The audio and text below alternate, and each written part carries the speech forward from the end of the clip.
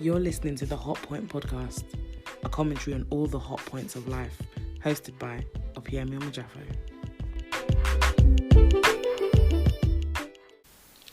Hello and welcome back to another, or for those of you listening for the first time, the first instalment of the Hot Point Podcast. So I don't want to waste much time. I want to get straight into it. I'm trying to keep each episode to a 20 to 25 minute long max. Wow, the words just escaped me there.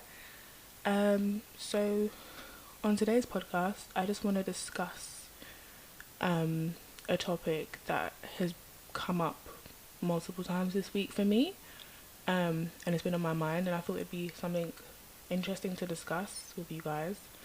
As you know, this is a commentary on the general goings on of life, or my life. That was a really bad wording, but I think you understand what I'm trying to say. So, I'm also video recording the podcast. So for those of you that are watching on YouTube, hi. For those of you that are listening on a podcasting app, hello. Back to the matter. Anyway, so the topic is gender roles. I know some of you probably just sighed then, or probably thinking this is all this girl talks about. For those of you that know me, I'm very I feel like I'm starting to become a very political, well, not political, but opinionated person, especially when it comes to feminism and race and like morals, just general stuff to me. Okay, so let's get into it. So earlier this week I read an article that was posted on the Medium, which is a site of a community of people that they just post articles of topics that they're interested in or things that are going on in the world. And I think it's a really good platform to, if you're into writing or you're into articles or you're into reading, I think you should check out this platform and just see there's something for everybody here. It's such a diverse, vast platform and collection of articles. So I'll put it in the description down below, the article that I read and the website. There is like a £5 or like a $5, I don't really remember, £5 subscription fee if you want to get access to everything.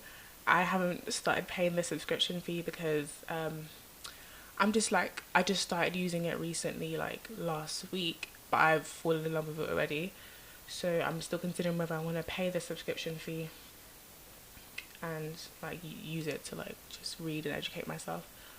But the article that I read was called "Why Gender Roles Are Crucial in Conversation About African Feminism" by Moaning Myrtle. I don't know if that's her actual name or that's just the name she uses on the Medium. If you hear clicking sounds, it's because I have my laptop set up and I'm just using it to refer to stuff. I have some tabs open to help me remember things that I want to discuss, and also have my notebook here with me. I made some quick notes before I started because I know I can waffle on, and like I said, I want to keep this to a 25 minutes maximum. I hope there's no writing on the back of this. Okay, so I'm going to read the first paragraph from the article so you just get an idea of what the article is about and Moaning Myrtle's voice. Okay. I saw on Twitter a clip from a TV conversation between a sexist Nigerian man and a Nigerian woman who herself identifies as a feminist. This man is a paroxysm. Listen, guys, my education was an interesting one. If I don't get the correct pronunciation or enunciation of the word, please forgive me. You can correct me in the comments or whatever. So where was I? This man, in a paroxysm of quivering passion, said, and I'm paraphrasing here, that regardless of his wife's corporate or financial success, he is the king, the president and the lord of their home. While there is so much to unpack there, from the idea that a home needs a president to the assigning of this presidency. Wait, I'm sorry, I just skipped a whole line. Let me go back. While there is so much to unpack there, from the idea that a home needs a president to the assigning of this presidency automatically to the man, what really struck me was the response from the feminist sister. This sister said, and again paraphrasing, that the man is valid in his stance and that gender roles and gender equality are two completely different things.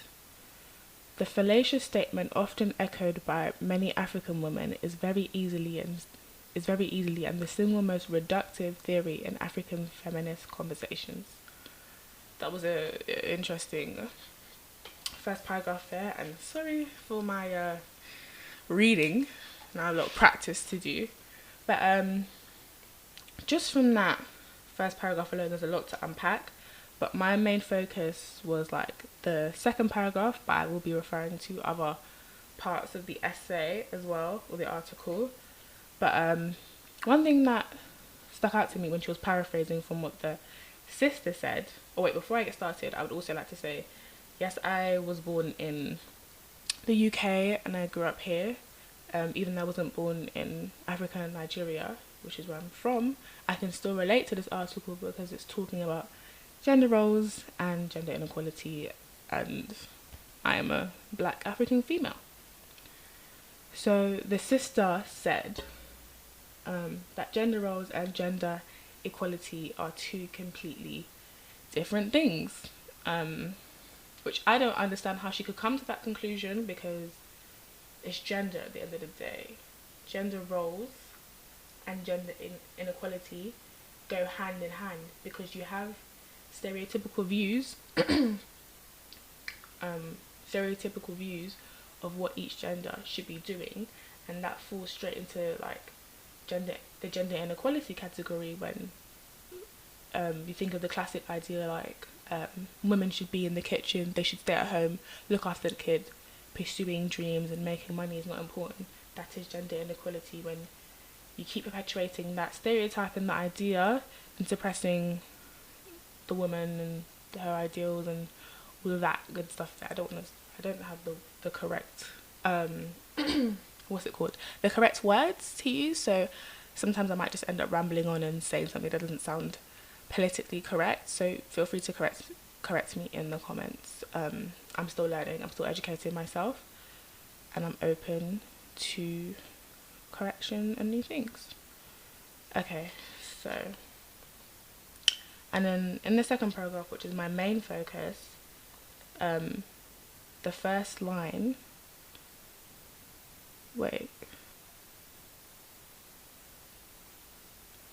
says gender roles is gender inequality, which is basically what I was just talking about. Gender roles is gender inequality, but at the same time, I'm now counteracting my point. I don't think it is as well, because now let me read the definition of gender inequality before I get into my point, so I can just refresh my memory. Okay, so the definition of gender inequality from, what site is this? Ease Europa. This is from the Ease Europa site. This is the definition that I'll be reading. Legal, social and cultural situations in which sex or gender determine different rights and dignity for women and men, which are reflected in their unequal access or enjoyment of rights, as well as the assumption of stereotyped social and cultural roles. So that's the definition from EAGE. They have extra additional notes and information, which I will also read. These affect their status in all areas of life in society, whether public or private, in the family or the labour market, in economic or political life, in power and decision making, as well as in social gender relations. In virtually all societies, women are in an inferior position to men. Now this statement irked me a little bit, because I don't like, let me just read it again. Women are an inferior position to men. yes and no.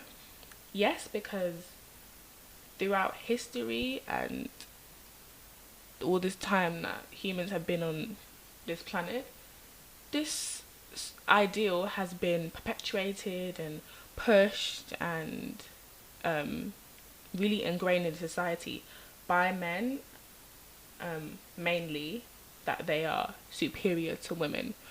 So this is correct, yes, because this false ideal has been perpetuated and pushed and ingrained into certain aspects or a lot of aspects of society. And no, because this is a false statement. Like, what is there to prove? Unless we're going down to basic biology, then yes. But in general society, and like in this statement said, in society, whether public or private or family or labour market, in economic or political life, what is there to prove that women are inferior to men? Just because men are given more opportunities, and in certain places there's a pay gap, but that is because this ideal has been ingrained into, I think it's been ingrained subconsciously at a certain level into people's minds. Because when you look at like the hiring process for men and women, more men are hired for certain jobs as well, because it's just subconsciously seen as a man's job.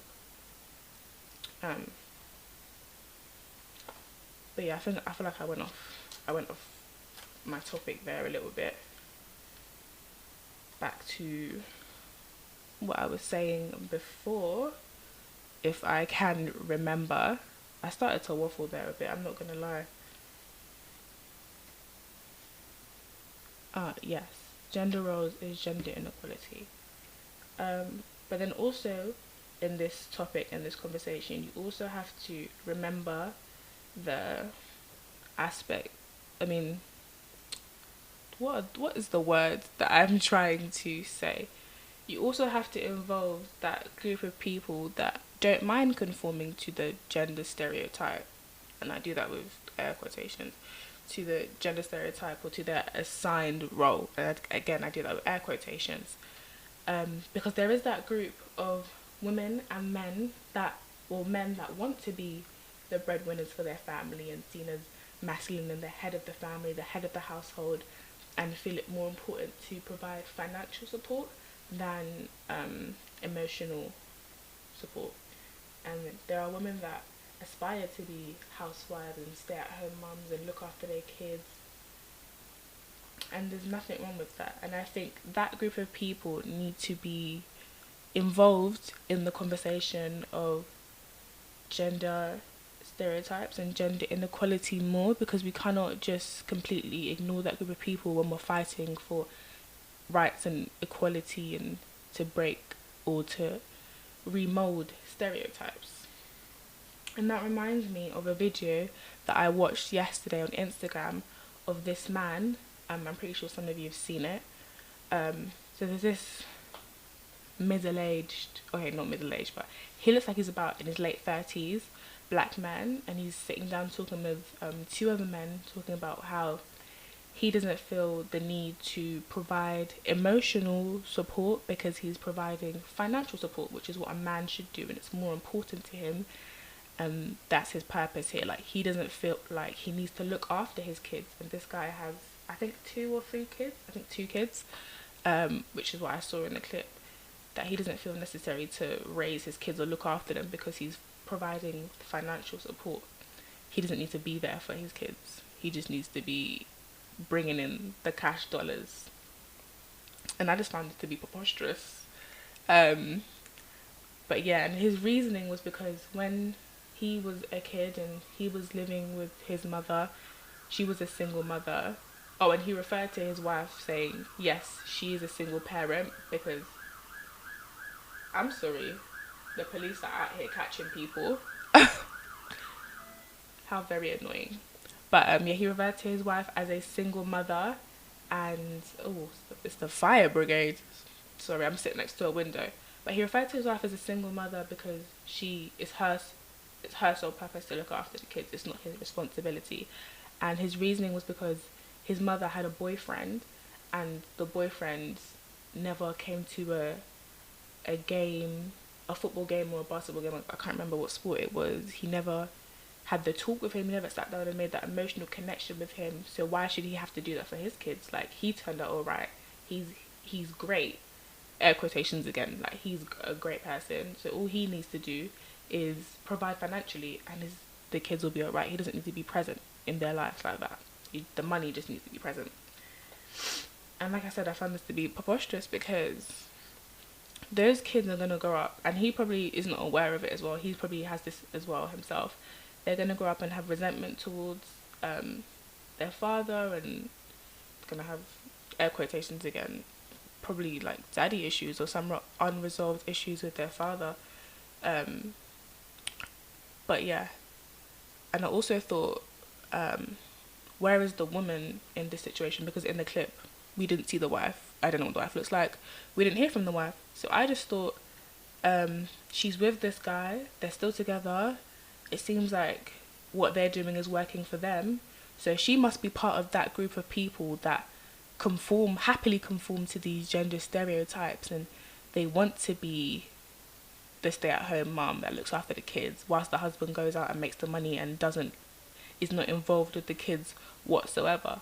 Like, that was an example of that group of people for me, and they do exist, so we can't exclude them from the conversation. You may not agree with it, it may not fit with what your point is and what you're saying, but you have to acknowledge that and look at this topic from every angle, which is what I'm trying to do. I still have a lot more research to do on this topic, but yeah, we cannot exclude those group of people out of the conversation of gender inequality and gender stereotypes. And I'm trying to keep it concise and short, so I probably skipped over a lot of important things, but again, feel free to share your points in the comments, share your opinions, your thoughts, all of that. Like, I'm open to hearing other people's perspectives and views, and I want to educate myself more. So, there was also a statement in this same paragraph. This is all from one paragraph of the article, by the way. There was also a statement that was highlighted in green that said, "So where do women learn to be equal to men when we have only been taught to serve them?" I find this to be untrue. We're not only taught, especially in today's society, today's day and age, when we have things like liberal feminism, we're not only taught to serve men. It may be different in Nigeria, but for me, talking from my perspective and my standpoint, there was an aspect of that being taught to serve a man, and there's certain things that women should do and all of that, but also watching TV and having social media, that's not all we're taught to do. We see the idea of the liberal female, and that there's so many different representations of women out here in the world on social media, on TV. Even when you go outside and you look at advertisement and stuff, you see different representations of women, and to make that statement, I felt was it was an uneducated statement to make. It was, I don't want to say ignorant, because this woman seems like a very opinionated woman to make such an article, but I just felt like that statement was a bit invalid. But anyway, moving on to the question at the very end of this paragraph. How do you intend to achieve gender equality without first tackling gender roles? Let me read that again. How do you intend to achieve gender equality without first tackling gender roles? Personally, I think this is my opinion. This is how I think we can achieve this, or how we can tackle gender roles. I think instead of trying to abolish the whole idea of the subservient wife and instead of trying to abolish these old stereotypes or these negative stereotypes of what a man, they're not necessarily negative, but you know, the classic stereotypes of what a man and a woman should do. I think we need to normalize the way we've normalized those stereotypes. We need to normalize other stereotypes. We need to normalize the stereotype of the single woman past her 30s with no kids and is not married or maybe married but is happy. We need to normalize that stereotype. We need to normalize the stereotype of an effeminate man. We need to normalize the stereotype of a stay-at-home dad. We need to normalize the stereotype of a single mother who has chosen, who may have chosen to do Planned Parenthood and get a sperm donor, or the single mother who just ended up being a single mother due to unfortunate circumstances or whatever it may be. We need to just normalize doing whatever the heck you feel like because sorry about that. I just lost my train of thought.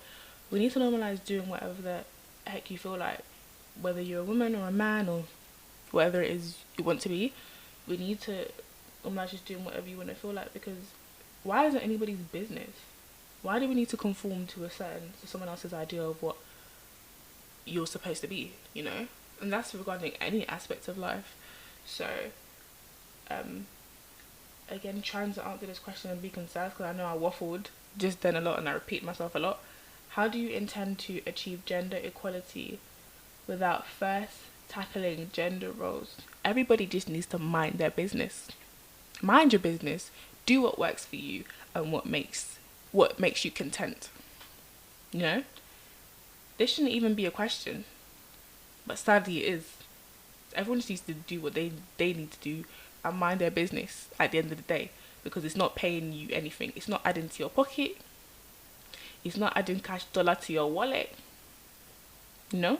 Nobody's offending you, so just mind your business. And if you do feel offended by somebody, not by a young woman choosing to focus on her career, not have kids, or a young woman who is married and has kids, or a woman who's married and has kids, I'm trying to cover all my bases here. Not staying at home and looking after the kids and going out to work, or vice versa. If you do feel offended by that, why is that? Check yourself. Why does it affect you so much? You know, this shouldn't be any of your business. But anyway, I think that's all I really wanted to say. I'm gonna bring this episode of the Hot Point podcast to an end. It was nice talking with you guys and just rambling on and getting the thoughts that were on my mind about this off my head. Did that make sense? I don't know. I don't think so. Anyway, until next time, my darlings. Bye.